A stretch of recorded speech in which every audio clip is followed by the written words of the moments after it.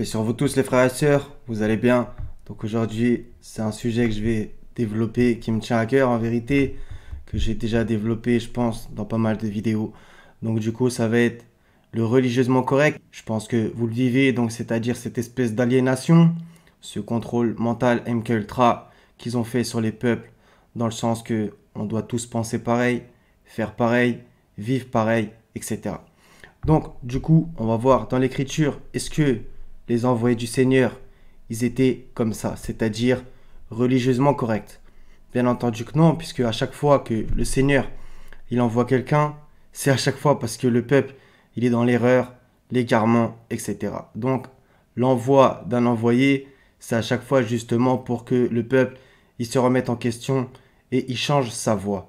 D'accord? Donc, c'est évident que c'est religieusement incorrect dans la pensée de l'époque où l'envoyé est envoyé.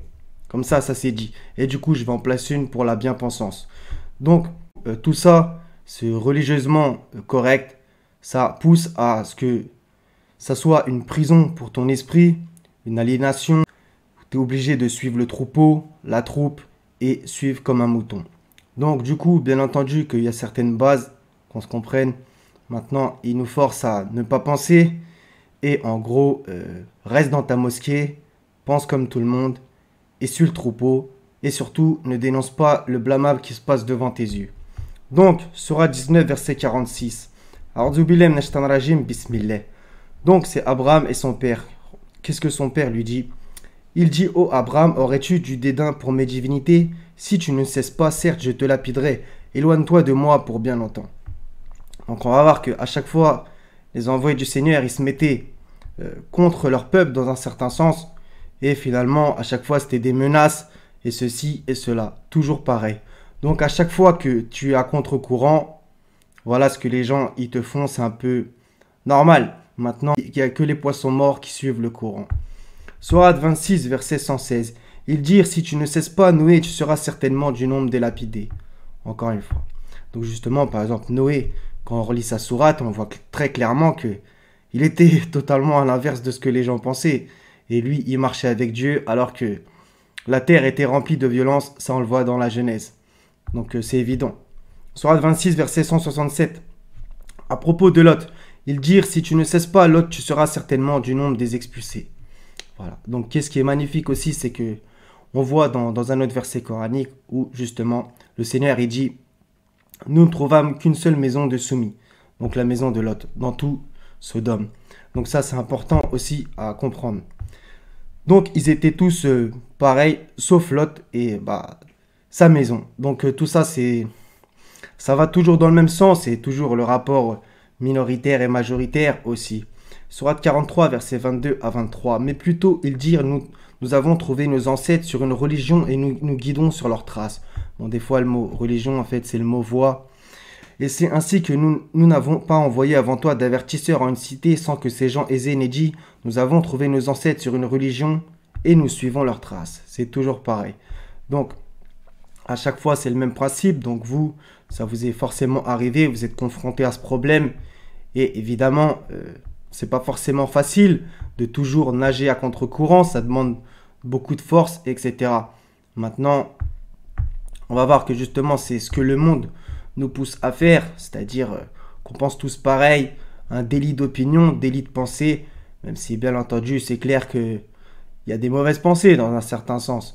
Maintenant que l'on ne soit pas d'accord avec la doxa officielle ou le religieusement correct, voilà, ça normalement ça ne devrait pas exister, puisque même le Seigneur il dit plusieurs fois: quiconque le veut qu'il croit, quiconque le veut qu'il m'écroie.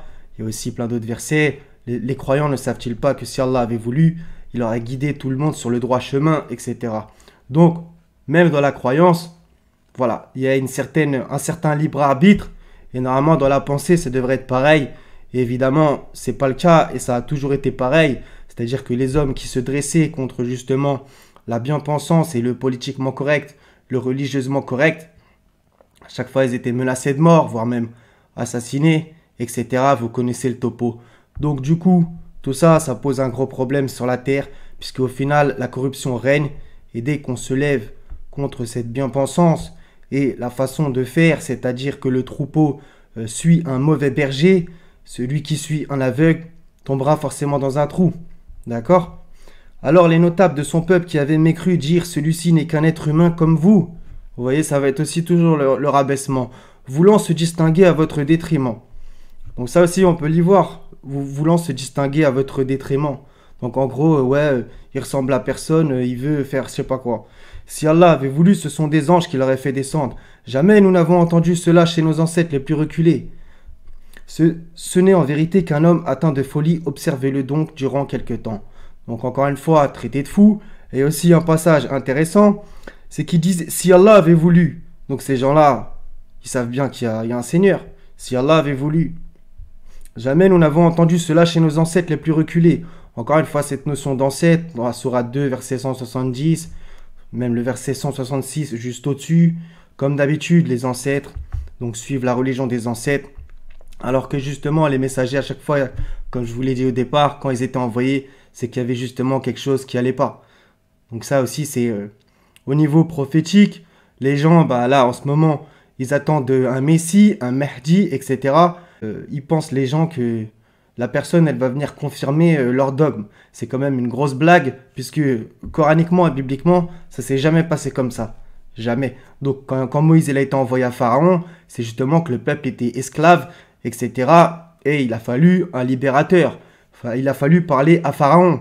Et justement, tout le monde y était soumis à Pharaon. Ok? C'est toujours le même principe. Donc il s'est mis contre la doxa officielle, qu'il fallait adorer Pharaon. Et donc du coup, voilà, pour pouvoir sortir le peuple d'Égypte. Toujours pareil. Et même si on regarde bien, par exemple Pharaon, on va voir ce qu'il a dit. Donc, et Pharaon dit, laissez-moi tuer Moïse, et qu'il appelle son Seigneur. Je crains qu'il ne change votre religion ou qu'il ne fasse apparaître la corruption sur terre. Celui-là, franchement, à chaque fois je le lis, c'est incroyable. Je crains qu'il ne change votre religion. Ça veut dire quoi, ça? Moi, quand je le lis, j'entends que Pharaon, il avait dans un certain sens le contrôle sur cette religion qu'il pratiquait. Les enfants d'Israël. Ça paraît évident, je crains qu'il ne change votre religion. Il avait la crainte. Donc, ça veut dire que s'il avait la crainte, ils savaient ce qu'était leur religion, et vu qu'ils étaient esclaves, ils étaient dominés. Donc c'est un peu comme maintenant, tous les imams et blablabla. Je crains qu'ils ne changent votre religion. Pour moi, c'est ultra évident. Et justement, il a écrit plusieurs fois, donc par exemple, dans un autre verset, Pharaon il dit « Je ne vous guide qu'au sentier de la droiture ». Donc Pharaon, il se prenait pour un imam dans un sens. Il pensait guider le peuple, alors que justement, dans un autre verset encore, Pharaon égara son peuple. Donc vous voyez, il avait la peur qu'il change la religion. Finalement, il s'est prétendu dans un certain sens imam, guide, et finalement il a égaré son peuple. Donc vous voyez comment à chaque fois tout est inversé. Non. Sourate 10, verset 78. Encore à propos de Moïse, et justement au-dessus, et lorsque la vérité leur vint de notre part, etc. Toujours cette notion de vérité et de faux. Il dit, reste pour nous écarter de ce sur quoi nous avons trouvé nos ancêtres que tu es venu à nous. Et pour que la grandeur appartienne à vous deux sur la terre, et nous ne croyons pas en vous. Encore une fois, sur ce sur quoi nous avons trouvé nos ancêtres que tu es venu à nous. Toujours à chaque fois, cette notion d'ancêtre. Sourate 11, verset 62, ils dirent « Ô Salir, tu étais auparavant un espoir pour nous. » Qu'est-ce que ça sous-entendrait, ça aussi? Tu étais auparavant un espoir pour nous. Nous interdirais-tu d'adorer ce qu'adoraient nos ancêtres? Cependant, nous voilà bien dans un doute troublant au sujet de ce vers quoi tu nous invites. Ça aussi, il y aurait beaucoup de choses à dire à propos de ce passage. Donc encore une fois, la notion d'ancêtre. Au passage, ils avaient un doute. La vérité vient de ton Seigneur, ne sois donc pas de ceux qui doutent. Ça revient souvent, cette notion de doute, où les gens, voilà, ils se disaient, ouais, mais est-ce que c'est vrai ce qu'il raconte, ou est-ce que c'est faux? Ouais, mais mon père, il faisait comme ci, il m'a appris comme ça. Et donc au final, la personne, elle arrive, elle trouble à chaque fois. C'est toujours le même effet. Tous les messagers, ils ont toujours troublé en leur temps. Maintenant, on va aller dans l'évangile, justement. Matthieu 10, versets 35 et 36. Bon, on va même réciter le 34. Ne croyez pas que je suis venu apporter la paix sur la terre. Je ne suis pas venu apporter la paix, mais l'épée. Va falloir bien aussi méditer sur tout ça si ce n'est pas déjà fait, car je suis venu mettre la division entre l'homme et son père, entre la fille et sa mère, entre la belle-fille et sa belle-mère, et l'homme aura pour ennemi les gens de sa maison. Donc ça aussi, il y aurait énormément de choses à dire. Il a mis, je suis venu pour mettre la division. Donc, c'était pas son espoir, c'était bien entendu que le plus de gens y viennent au Seigneur, qu'on se comprenne. Maintenant, Jésus savait pertinemment que son message allait diviser. Et ça, on va le voir dans Jean, justement. Et carrément, l'homme aura pour ennemi les gens de sa maison. Donc encore une fois, c'est toujours pareil. Donc par exemple, vous êtes sorti du sunnisme et je sais pas moi, votre mère ou votre père, voilà, il y a une espèce de désaveu. Il veut plus vous parler ou alors vous voulez plus parler de religion, etc. Donc il y a justement cette espèce de politiquement correct. Oui, mais nous on a suivi la sunna toute notre vie. Toi t'es qui pour nous apprendre? Oui, mais tu sais même pas faire ci, etc. T'as étudié où? C'est qui ton chien? Vous connaissez les répliques. Donc c'est pareil. L'homme aura pour ennemi les gens de sa maison. Et justement, ça rappelle un peu dans le même sens, nul n'est prophète en son pays. Voilà, qu'il avait justement dit Jésus. Dans Jean 7, 43, et lisez du passage 40 à 44, et bien entendu tout le chapitre, il y eut donc à cause de lui division parmi la foule. Voilà, donc des gens ils disaient celui-ci est vraiment le prophète, d'autres disaient c'est le Christ, le oint, le Mashiach, et d'autres disaient est-ce bien de la Galilée que doit venir le Christ, etc. etc. Quelques-uns d'entre eux voulaient le saisir, mais personne n'a mis la main sur lui. Donc quand il y a écrit voulait le saisir, ça veut dire il voulait le tuer comme d'habitude, etc. Ça c'est répété à maintes reprises. Donc qu'est-ce qu'on peut comprendre de ce passage? C'est qu'il y avait une division, il y avait justement encore une fois un doute, etc. etc. C'est toujours pareil. Donc encore une fois, il y a toujours un doute, une division et un politiquement correct. Ouais, mais quand même, les savants, ils ont dit ci. Ouais, mais quand même, ça doit être ça. Toujours pareil. Toujours pareil. Énormément d'autres versets que je pourrais sortir. Mais donc voilà, donc c'est le délit de la pensée. Toi, tu crois pas au hadith. Voilà, ils veulent te bannir, te faire ceci, te faire cela. C'est toujours pareil. C'est toujours un éternel recommencement. Toujours. Justement, il y a d'autres passages. Matthieu 12, verset 10. Et voici, il s'y trouvait un homme qui avait la main sèche. Ils demandèrent à Jésus, est-il permis de faire une guérison les jours de Shabbat? C'était afin de pouvoir l'accuser. Encore une fois. Donc ça, c'est à cause de quoi? C'est parce que eux, traditionnellement, ils avaient décrété que le Shabbat était à faire comme ci, comme ça, ne pas faire ci, ne pas faire ça, etc. Donc du coup, voilà, c'était afin de pouvoir l'accuser. Et ils lui ont fait pas mal de coups comme ça, afin de pouvoir l'accuser. Parce qu'en vérité, ça venait de leur tradition. Justement, vous trouvez ça dans Matthieu 15, versets 1 à 9. C'est toujours pareil. Ce sont des traditions d'hommes, etc. Donc c'est toujours le même principe. La religion des ancêtres, que les ancêtres ont fait comme si ils ont montré à leurs enfants. Et donc, toi, tu arrives avec une vision différente. C'est toujours pareil. La bien-pensance, le religieusement correct. Oui, mais non, on a toujours appris comme ça. C'est pas toi qui vas nous dire de faire comme si, etc. Bien entendu, si tu es dans l'erreur, il n'y a aucun problème qu'on te le dise. Maintenant, si tu es dans la vérité, c'est à eux de se réformer, encore une fois. Et c'est Dieu qui dit la vérité par excellence. C'est lui le vrai, qu'on se comprenne.